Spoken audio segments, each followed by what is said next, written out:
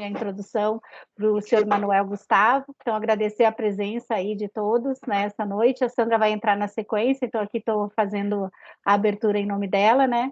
E a ideia da gente gravar é para a gente registrar esse momento aí, poder revisitar sempre que necessário. Então, professor Marcelo Dinardi, por favor, a palavra é com você.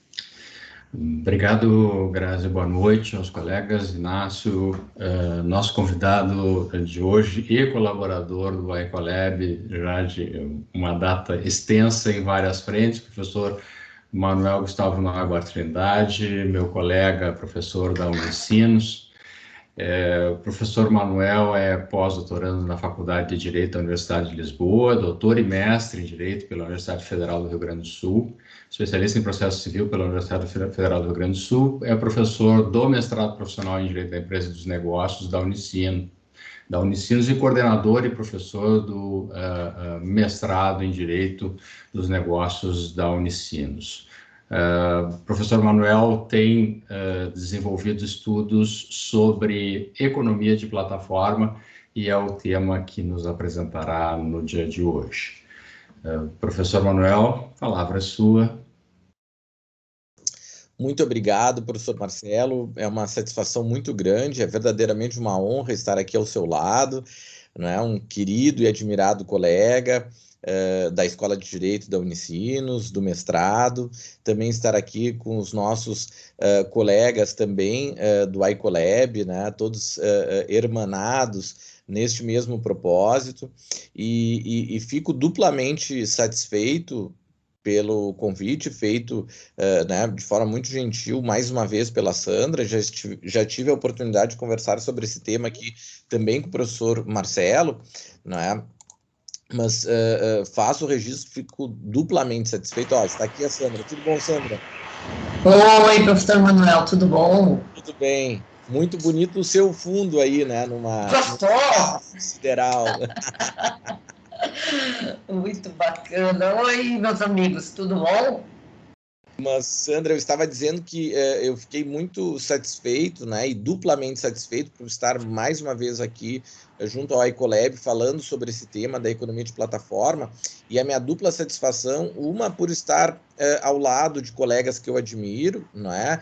E alguns colegas que também passo a admirar, então, por conta do próprio contato viabilizado em razão do iColab, né? Então, agora já ouvi falar muito bem do Inácio, da Graziele, agora, pelo menos, conhecendo, assim, ainda que de forma remota, presencialmente, né? E essa é uma satisfação muito grande, e o que me deixa duplamente satisfeito também, além disso, é porque me parece que todos nós estamos, de alguma forma, imbuídos de um mesmo ideal, né? Então, há um certo idealismo por trás da própria concepção do iColab, e foi isso que nos seduziu, não é, com essa ideia, não é? E isso passa pela temática que hoje nós conversamos, que me parece que seja economia de plataforma. Como o professor Marcelo já disse, eu já venho há algum tempo, né, e não é assim tão pouco tempo, no mínimo 3 a 4 anos que eu venho me debruçando especificamente estudando a economia de plataforma. Né? E me parece que, nesse sentido, é importante que se faça uma breve contextualização. Não é? Por que cheguei nesta temática? Não é? Porque isso não sou só eu, né? Todo mundo que vive nos tempos atuais está a perceber que a sociedade, os mercados, os indivíduos, os agentes econômicos de modo geral, estão passando por uma transformação muito significativa. Não é? Está tudo mudando, e a gente até consegue compreender de forma intuitiva que nos parece que estas transformações, e são várias e muito profundas, em vários segmentos de mercado, elas se assemelham muito, né? Mas fica um pouco difícil, algumas vezes, sem olhar de forma atenta, sistematizada, e mesmo com um olhar mais, vamos dizer assim, científico, identificar quais são essas transformações, ou quais seriam ou qual é o fio condutor, o fio vermelho, não é, que vem promovendo em série, de forma sistematizada, todas essas transformações, né? E por que eu disse que estaria agora nesse primeiro momento contextualizando, né? Porque eu comecei a observar isto de forma mais atenta a ocorrer junto ao sistema financeiro, não é? Estudando as transformações que o sistema financeiro, mais especificamente o mercado de crédito, né, ou mercado financeiro estrito sensu, estava a passar. Não é? A gente vê o surgimento aí de diversas fintechs, não só no Brasil, mas no mundo inteiro, não é? Também transformações ocorrendo no sistema financeiro, não só no mercado de crédito, mas também no mercado de capitais. E vamos lá, né? Alguma coisa ali se assemelha a algumas transformações, por exemplo, que estão a ocorrer. Vamos pegar um mercado assim muito importante também, mas mais simples na sua observação, que é o mercado de transporte de pessoas, né? Especialmente o mercado de transporte individual de passageiros, né? E aí, claro, está sendo até gravado, embora seja público, notório, poderia falar, mas vou até deixar de citar algum nome específico, mas são vários aplicativos, né, que hoje em dia nós nos utilizamos para fazer transporte, né? Bom, se assemelham muito, em linhas gerais, ao que ocorre no sistema financeiro. E aí a gente começa a observar outros mercados. Bom, mas olha só, o mercado de hotelaria também vem sendo muito fortemente atingido, não é? Por, vamos dizer assim, outras modelagens, outras estruturas de mercado que vêm a desempenhar funções muito semelhantes ou idênticas, mas em formatações de mercado diferenciados. Né? Aí posso dizer, né, mais uma vez, não há problema, porque é público notório, a questão do Airbnb, né, desempenha funções que, vamos lá, a gente até pode dizer, discutir, né, professor Marcelo, se discute efetivamente a natureza jurídica, olha, é hospedagem, é uma locação temporária, o que é juridicamente? Mas do ponto de vista do suporte fático, muito se assemelha, não é? Ou ali a necessidade de mercado que é preenchida é alguém que quer ficar em algum lugar de forma temporária. E claro, cada vez mais a gente até vê contratos que não são assim tão temporários, até mais dilatados. Mas então veja, é no sistema financeiro, é no transporte, é aonde mais? É também, então, naqueles mercados que se confundem com a hotelaria, a hospedagem. Tá, mas aí onde mais vai? Bom, isso também acontece em termos assim de entretenimento, sim. A gente vê que cada vez mais, né, os cinemas, esses cinemas que a gente gostava de ir, estão diminuindo, né? E temos aí outras plataformas, a gente fala muito de plataformas de streaming, e antes era uma ou outra que se destacava, hoje são várias, não é? Bom, então a gente já viu alguns mercados relevantes aí passando por essas transformações. E até, se me permitem, assim, uma informalidade, Sandra, né? Vamos falar até na questão dos relacionamentos interpessoais, né? Se antes nós tínhamos, né, sempre como paradigma as pessoas se conhecerem por meio de amigos em comum ou irem em algum lugar específico, como são festas, né? Hoje em dia já tem até plataformas que as pessoas se relacionam, né, com as mais diferentes finalidades, até para se conhecer, amizade, seja o que for.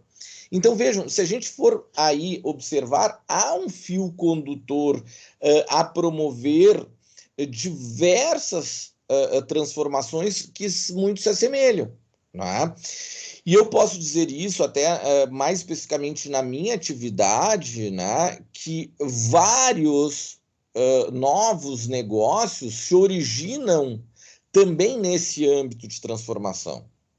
E aí que surge, então, né, e aí que os meus estudos vão a desembocar, né, neste novo paradigma, né, chamado de economia de plataforma. Alguns, e aqui me parece que é importante ser feito um esclarecimento, né? Alguns autores, né, alguns estudiosos também falam, se referem à economia digital, não é? Mas aí, bom, será que seria mais adequado? Claro que nós estamos trazendo aqui vários conceitos, muitas vezes que são convenções que nós encontramos na literatura, né? E há algum quê de arbitrariedade na escolha dessas definições, né? Então a gente teria que chegar também a um acordo semântico para nos referirmos às questões terminológicas, não é? Mas já de imediato fazendo alguns esclarecimentos. Bom, seria a economia de plataforma o grande diferencial ou seria a economia digital? Não é? Nos parece que as grandes diferenças nesses novos formatos são justamente a configuração de plataformas em diferentes mercados. Né? E aí, Sandra, logo adiante eu vou fazer o link com o blockchain, com os smart contracts, com os criptoativos de um modo geral. Tá? Mas vamos lá, porque economia digital não nos diz muito. Né?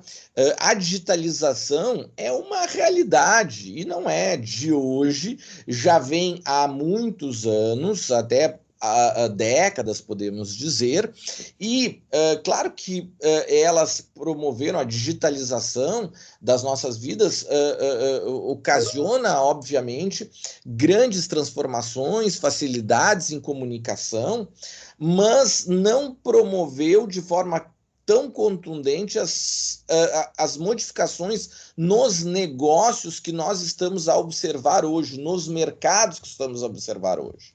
Então, penso eu, e aí me apoiando em grande parte ou boa parte da literatura, que não há como se confundir economia de plataforma com economia digital. São fenômenos um tanto quanto diversos. Bom, alguns falam em economia compartilhada e também alguns confundem, penso eu, com economia colaborativa. Me parece que também são fenômenos diferentes que nós não devemos confundir, muito embora eles se assemelhem muito. Né? Ou até diria de outra forma, a economia de plataforma, por sua vez, catalisou ou exponenciou a possibilidade de fenômenos como é a questão da economia compartilhada. Não é? O próprio caso, por exemplo, de aplicativos de transporte ou mesmo, por exemplo, esses aplicativos de hospedagem não deixam de ser, né, economias, né, compartilhadas que se valem da economia de plataforma para alcançar uma escala muito grande, exponenciada. Porque vejam, o que é a economia compartilhada? É a possibilidade, não é, de nós compartilharmos bens ou serviços. Isso também não é de hoje, não é, professor Marcelo? Por exemplo, a figura da locação, né, do empréstimo, isso não é de hoje. Não é? Então, em tese, havia a possibilidade nos mercados que espaços, imóveis que estivessem não sendo devidamente otimizadas as suas utilizações, viessem a ser. Mas o grande problema era fazer o quê? O link, né? O contato entre a oferta e a demanda.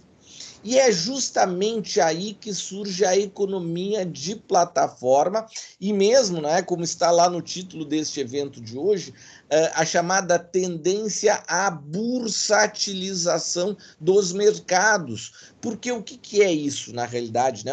Um mercado em formato de bolsa, ou um mercado bursátil. É quando nós conseguimos colocar lado a lado oferta e demanda. Tá? Em outras palavras, e para quem gosta, não é, de análise econômica do direito, também poderíamos dizer que, na realidade, o que se faz na economia de plataforma ou na bursatilização dos mercados é reduzir severamente ou quase tornar nulos os custos de transação. Aí nós conseguimos observar níveis de eficiência econômica ou de otimização nunca antes observados. Não é?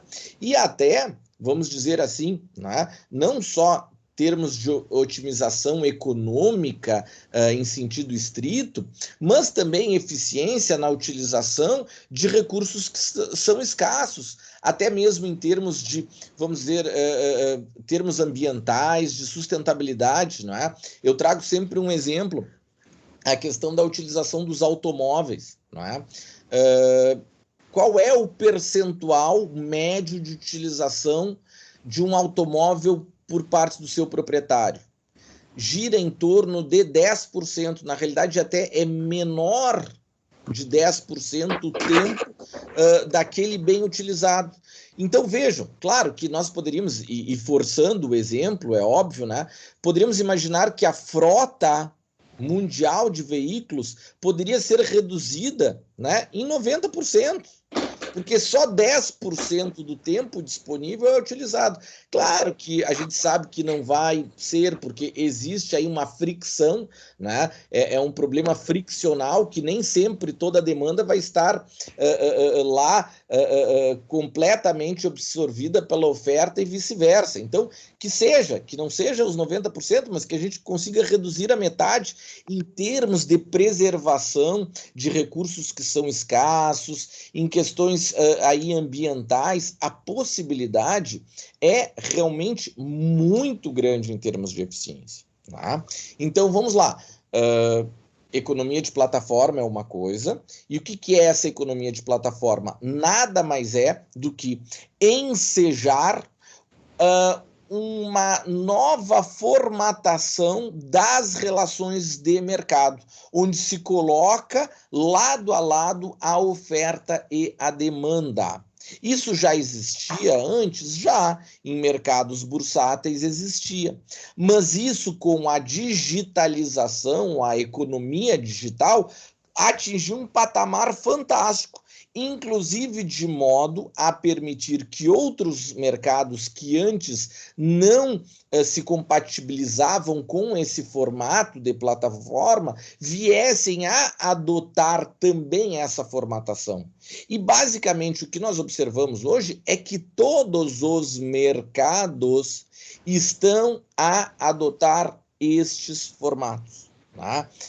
É o mercado, vamos lá então, como eu disse, né, no primeiro momento, é o mercado financeiro, é o mercado de transporte, é o mercado de entretenimento, é o mercado, vamos lá, de hotelaria, hospedagem, é o mercado de turismo, né, as agências de turismo cada vez vêm né, cedendo espaço para os formatos em plataforma.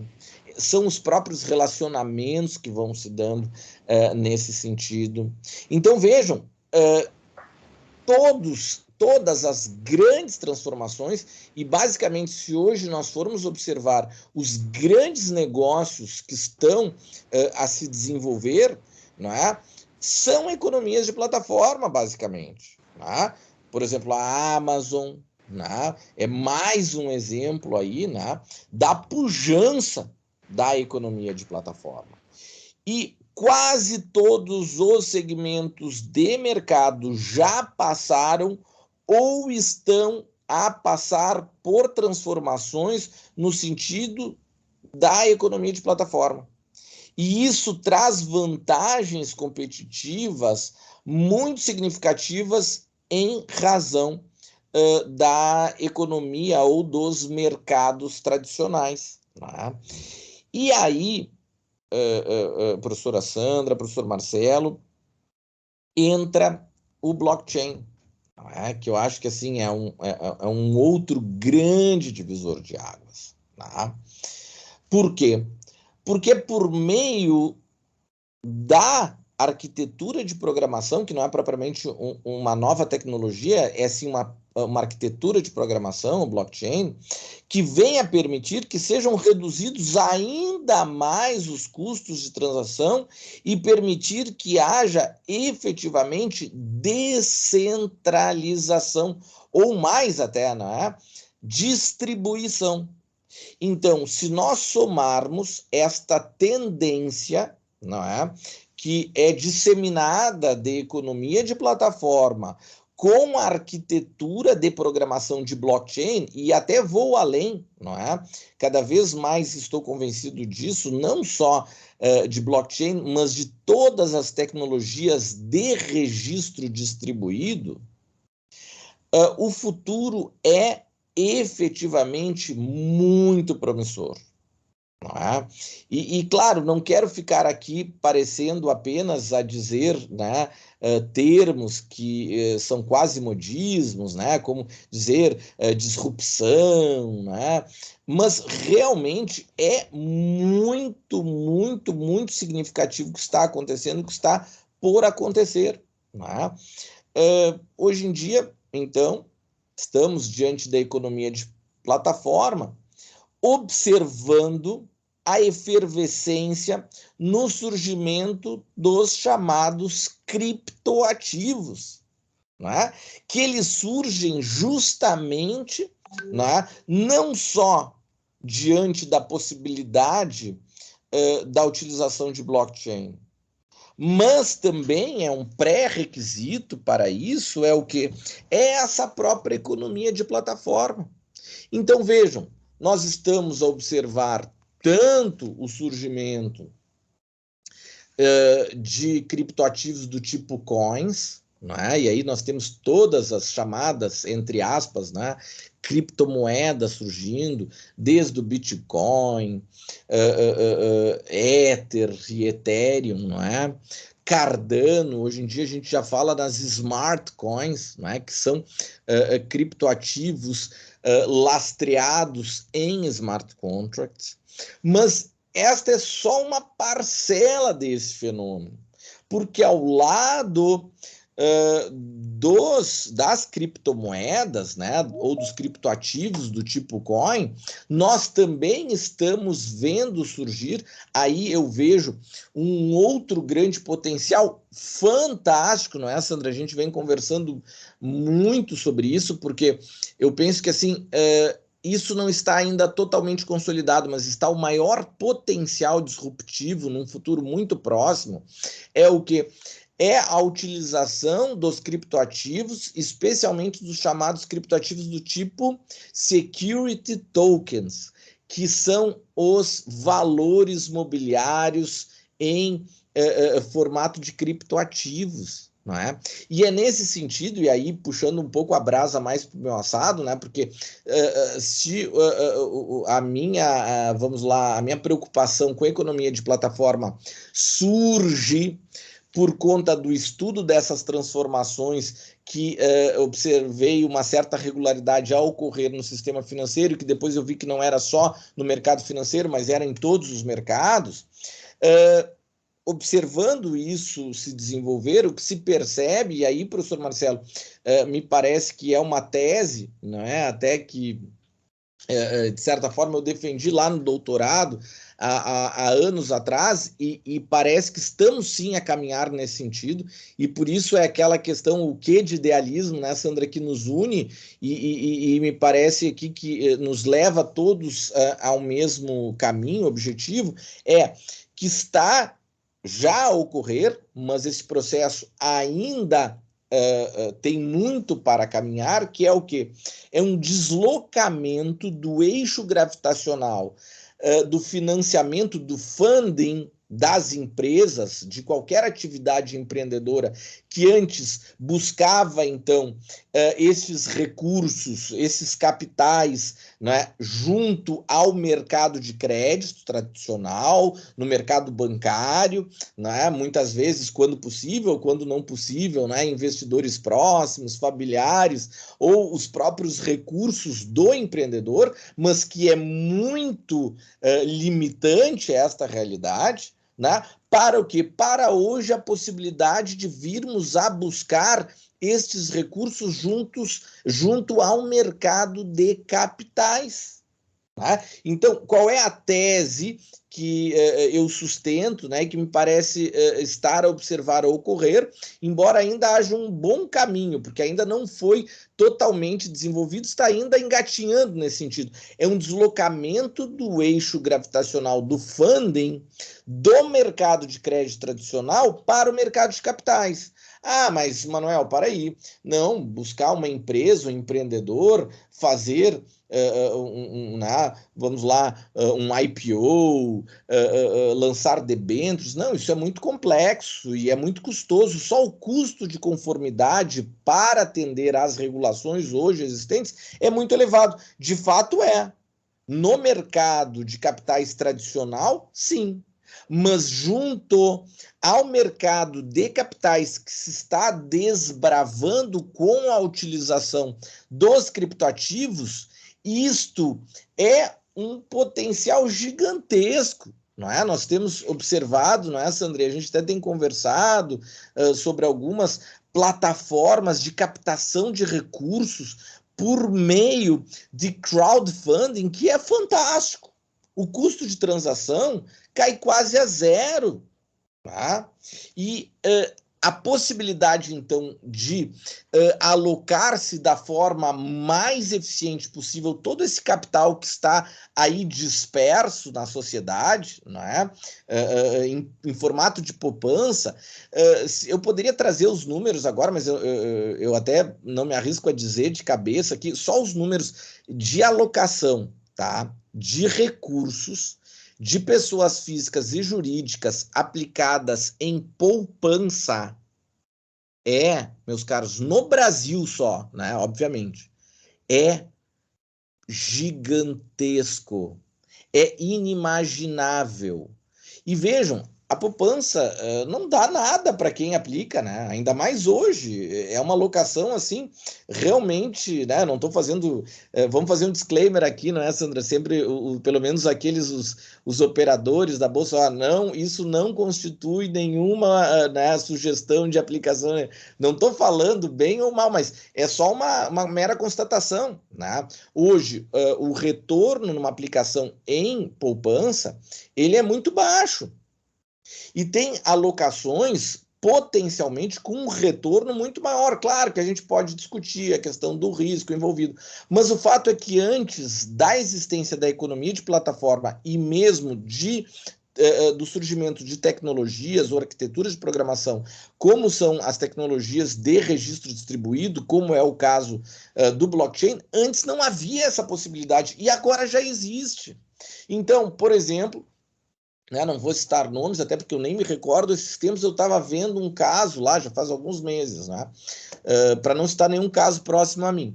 Né? Um caso de uma tecnologia que estava sendo desenvolvida, que era capaz de reduzir o desperdício de defensivos agrícolas, né? Entenda-se agrotóxicos, né? Em mais de 90%. Né? Por quê? Porque utilizava-se de drones. Né? Então, utilizava-se drones, conseguia lá, então, lançar os defensivos só em cima onde realmente era necessário, ao contrário de muitas vezes daquela dispersão, né, de forma não muito precisa, que acaba gerando um gasto muito maior, porque os defensivos representam na função custo, né, um percentual muito grande, fora o que é talvez mais importante aí, os impactos negativos em termos de poluição, né? Ou comprometimento do ambiente. E essa tecnologia, então, prometia, né, fazer uma redução muito grande. Só que precisava o que? Era uma grande ideia, precisava de muitos recursos, né? Ou não muitos, algum recurso, né, mais expressivo para vir a ser desenvolvido.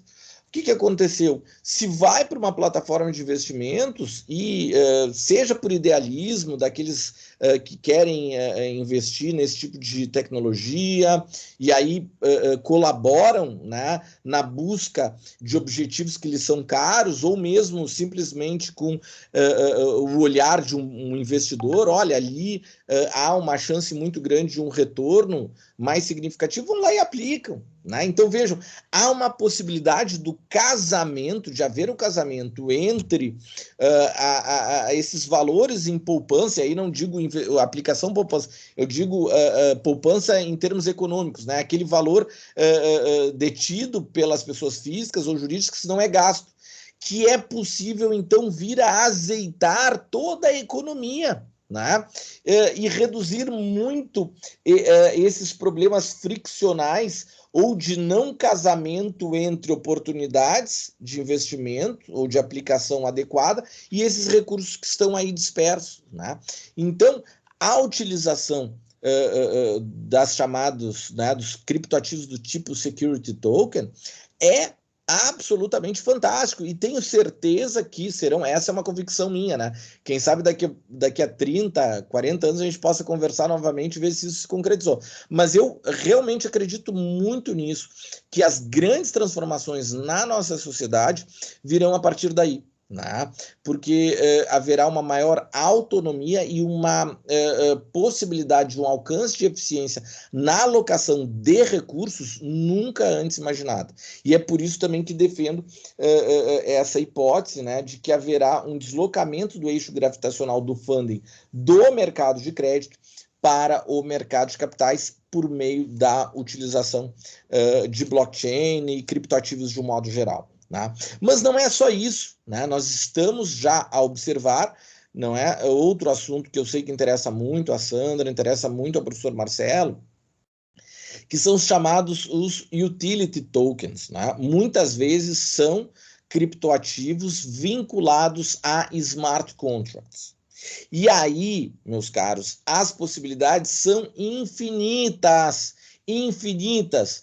Nós estamos vendo aí NFTs, nós estamos vendo aí chamados, né, os smart coins, nós estamos vendo a utilização de games coins, né? Não sei se os colegas estão observando mais recentemente até jogos, né?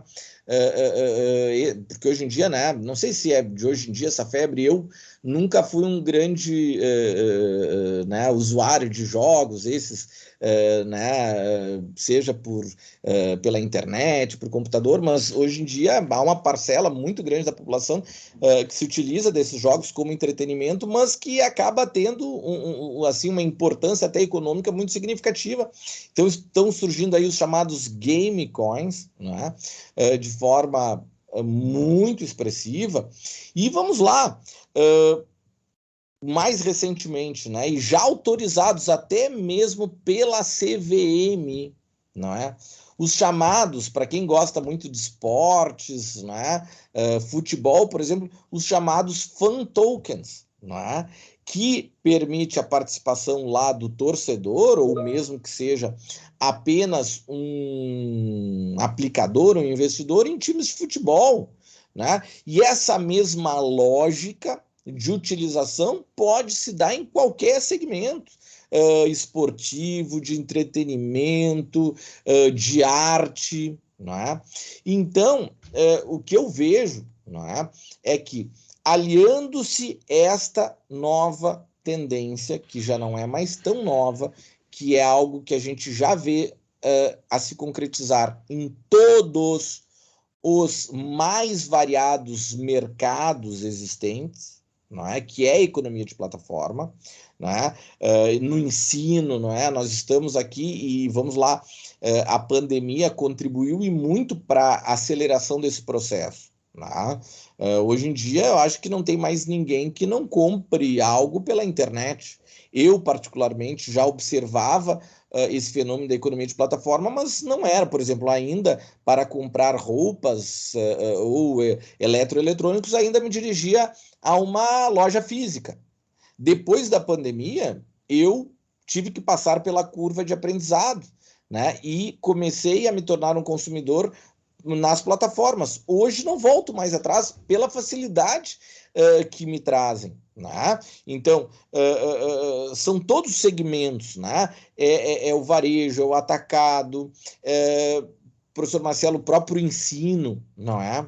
O próprio ensino, hoje por plataforma, claro que nós temos muitas limitações em alguns sentidos, existem também segmentações, e aí surgiram outros mercados, né, vamos dizer assim, dentro do próprio ensino. Vai ter aqueles que vão assistir às aulas gravadas na economia de plataforma, vamos ter outros, aqueles que vão assistir às atividades síncronas, né, que difere da assíncrona. Professor Marcelo, o próprio judiciário, não é? Está, em muitos casos, tomando a forma de plataforma. Por exemplo, os processos hoje todos em rede, que nós, enquanto operadores do direito, advogados, estamos tendo uma experiência muito positiva nos processos eletrônicos, né? A realização de sessões de julgamento por plataforma, não é? A gente vai lá, faz sustentação oral, o que antes, muitas vezes, era mais difícil, custoso, era todo um deslocamento envolvido e sem perda de qualidade, né? Então eu vejo assim, o judiciário é um exemplo muito positivo disso, né? Que respondeu rapidamente e com um grau de eficiência fantástico. Nós temos até, eu acho que assim, né, o grande template para a gente talvez seja, professor Marcelo, a Justiça Federal e mesmo o EPROC, né? O EPROC já havia semeado, né, esse caminho aí fantástico, né? E a gente observa, então, a economia de plataforma propiciando a utilização dessas novas tecnologias e trazendo um alcance nunca antes visto, né? É surpreendente e, nesse aspecto, eu sou muito otimista, né? Eu sei que nós estamos passando por um momento histórico, né, e político muito acirrado, muito polarizado, e aí até, professor Marcelo, né, até uma questão de economia comportamental, né, um viés de disponibilidade. A gente está vendo muita coisa ruim acontecendo, né, a própria pandemia nos despertando para coisas ruins que estão na TV, no jornal, nos rádios. Mas, por outro lado, a gente tem que ver, e eu acho que aí, olhando o lado positivo da coisa, a humanidade passou, talvez, o seu principal desafio, né? Eu digo isso em termos econômicos, né? Mas até que envolve os impactos sanitários na economia, o maior desafio que a humanidade já vivenciou na sua história, porque por mais que a gente possa, não, mas as guerras mundiais, a peste, né? Bom, a velocidade de transmissão desses problemas era muito menor. E, vamos dizer, nós fomos pegados de assalto, de uma hora para outra o mundo parou. Eu me lembro que eu voltei de Portugal, uma semana depois o Brasil parou e o mundo parou. E, meus caros, nós não chegamos praticamente, tivemos uma crise quase sistêmica por um choque exógeno, mas que toda vez que há um sinal e o tempo de retomada depende muito do que? Da flexibilização das regras sanitárias, a depender da redução da velocidade de contaminação. Mas eu tenho a convicção que as estruturas, claro que as estruturas, as cadeias de produção, fornecimento foram comprometidas, mas vejam, muito, muito aquém do que teriam sido se a nossa economia, pelo menos por conta dessas facilidades de plataforma, não tivessem continuado a todo vapor, né? Imagina só a questão do ensino, professor Marcelo. Eu me recordo que a gente entrou, eu acho, se eu não me engano, numa segunda-feira, ao meio-dia, né, na nossa universidade, foi determinado, olha, estão suspensas as aulas. Não levou 48 horas, professor Marcelo, me corrija se eu estiver equivocado, para a gente retomar nossas atividades. Não é? Então isso é fantástico. A humanidade assim atingiu um grau de desenvolvimento que me deixa muito, muito, muito otimista. E imagina só quando nós estivermos, quem sabe, né, Sandra, no ano que vem, como eu estava dizendo, agora já temos pessoas até no Brasil com a terceira dose. Eu sou muito otimista nesse sentido.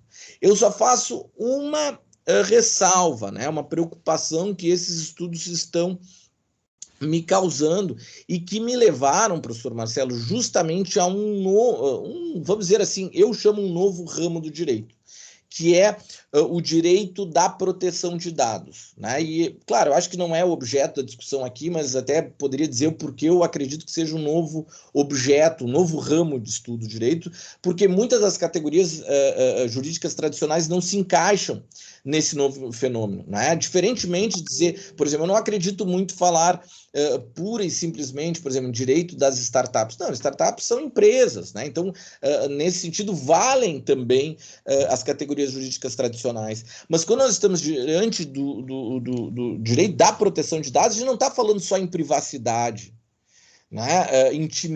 Preservação da intimidade, da privacidade, vai muito além disso, né? Tem um ponto, professor, se me permite, uma parte Claro. nesse momento aqui, exatamente a ideia de que as relações elas são múltiplas, ela não é uma relação que a gente chamaria tradicionalmente contratual, de uma pessoa física com a outra pessoa física claramente identificada. Muitas vezes o detentor dos dados, especialmente, ele não é conhecido, não é conhecível pelos meios razoavelmente disponíveis, e todas essas circunstâncias elas geram uma série de consequências que vão para a linha da geração de negócios novos, vão para a linha da geração de danos novos, uma série de coisas que torna muito difícil aplicar, como disse, as categorias jurídicas que nós conhecemos. Então, estou de acordo com essa proposta, professor. Exatamente, vejam só, né, como já era esperado, e eu sei muito bem disso, o professor Marcelo realmente é um cientista, né, um cientista realmente, o professor Marcelo aqui caracterizou como é que a gente observa, né, e sistematiza cientificamente uma relação jurídica, né? A gente tem que identificar as partes, a relação, o objeto, e pelas categorias jurídicas tradicionais, né, professor Marcelo, esses novos fenômenos, eles não se compatibilizam tão bem. Então, podemos estar diante do surgimento de um novo ramo do direito da proteção de dados. Né?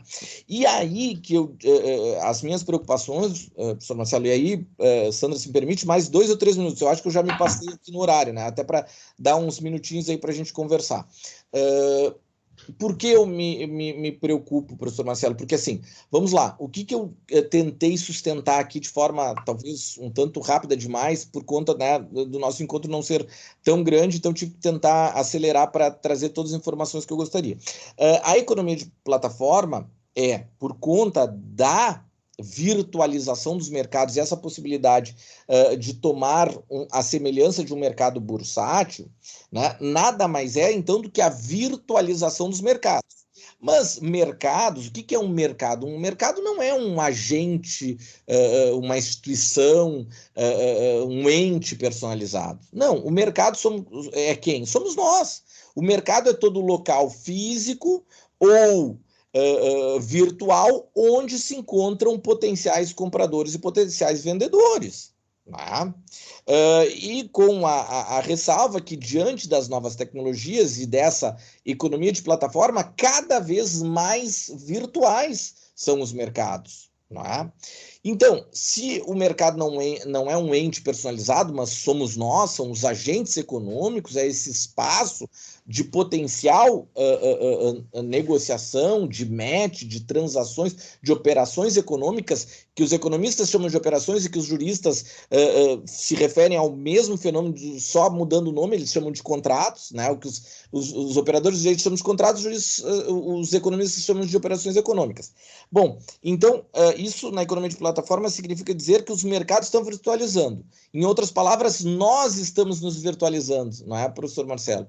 E é por conta de os mercados estarem a se virtualizar e isso significar que nós estamos nos virtualizando que a proteção de dados, na realidade, se torna cada vez mais importante. Não é o acaso, não é que hoje em dia está tão na moda falar em proteção de dados para lá, proteção de dados para cá. Nem sempre, e aí me permitam essa colocação, não quero parecer aqui um tanto pretensioso dizendo isso, mas me parece que nem todos estão a compreender a razão de a proteção dos dados estar se tornando cada vez mais significativa. Por quê? Porque quando nós estamos dizendo que os mercados se virtualizam, nós estamos nos virtualizando. Então, proteger os dados é nos proteger. Seja nos proteger contra, eventualmente, o poder de mercado que surge a partir daí, né, professor Marcelo? E até, vamos lá, aí eu vou parecer um pouco marxista, né, embora eu tenha uma evidente inclinação liberal, eu pareço marxista toda vez que eu falo sobre isso. É que, assim, hoje em dia, o poder de mercado, ele não é mais exercido por aquele que detém o capital, mas é, assim, aquele que controla os dados. Por quê? Porque ele pode, ao controlar os dados, por exemplo, discriminar preços, né? A gente fala muito em precificação personalizada, isso é o quê? É pura discriminação de preços, é o quê? É criar, pelos efeitos de rede, é pelas chamadas switching barriers ou switching costs. O que se faz? Se tende também na economia de plataforma, especialmente em grandes plataformas, por conta do chamado efeito de rede, haver uma tendência à concentração. E é justamente, mais uma vez, que de forma talvez um pouco idealista, mas eu acredito sim, é que a utilização de tecnologias de registro distribuído, como é o caso do blockchain, venham a contribuir justamente no sentido oposto, evitando concentrações. Né? Então, meus caros, dizendo isso assim, e já não querendo mais me estender e pedindo desculpas por ter me estendido, e aí permitindo alguns minutos ainda para discussão, dizer que, Sandra, mais uma vez, o professor Marcelo, Inácio, Gisele, muito obrigado por essa oportunidade. Né? Eu posso disponibilizar alguns textos que eu venho conversando justamente sobre esses temas que nós estamos falando, e um mais recentemente, inclusive, sobre Open Banking, que nada mais é do que um corolário lógico, um desdobramento daquilo que a gente está a conversar junto, mais uma vez, ao mercado financeiro. Né? É uma possibilidade de descentralização por conta da economia de plataforma e da utilização de novas tecnologias, como é o caso do blockchain, né, fenômenos DeFi e assim por diante. Realmente eu tenho uma convicção muito grande que há um potencial gigantesco para todos aqueles que se inclinarem aí a desenvolver projetos nesse sentido. Realmente o potencial é fantástico. Muito obrigado, né? Espero que não tenha aí me estendido demais e tornado aí o evento enfadonho. Nossa, professor Manuel, que prazer tê-lo conosco. Foi uma aula, como sempre com você é uma aula. Já fica aqui o nosso convite para outras falas suas, porque você já abriu ali Open Banking, Open Health, Open Insurance, tem uma grande oportunidade. E aprendo todo dia que eu converso com o professor Manuel. E eu quero aqui registrar o meu agradecimento em especial. O professor Manuel está como líder do comitê jurídico do Ecolab, para nós é uma honra. E ele chegou até a gente, e isso são redes, isso são relações, através do professor Marcelo Dinardi. Olha que coincidência, né? O professor Marcelo me apresentou, o professor Manuel, e desde lá estamos juntos trabalhando. É isso que ele representa, vamos dizer assim, na prática, o que são essas novas relações hoje, que é as relações e a confiança, que é o que realmente pega, e o Ecolab e o blockchain vem para ajudar nessa digitalização da confiança. Aprendo com você também, quando em determinada reflexão que a gente fez juntos, você disse, Sandra, não tem mais propriedade de dados, tem acesso aos dados. Então, veja a grande disrupção de modelos, até nós, né, temos que nos abrir para estes modelos. Então, aí, gratidão por essa excelente aula, esse assunto, para mim, juntos, a gente acho que tem muito para explorar ainda. Gratidão e, Marcelo, obrigado por nos apresentar. Obrigado, Sandra. Acho que a gente pode dar oportunidade de perguntas aí para os nossos colegas.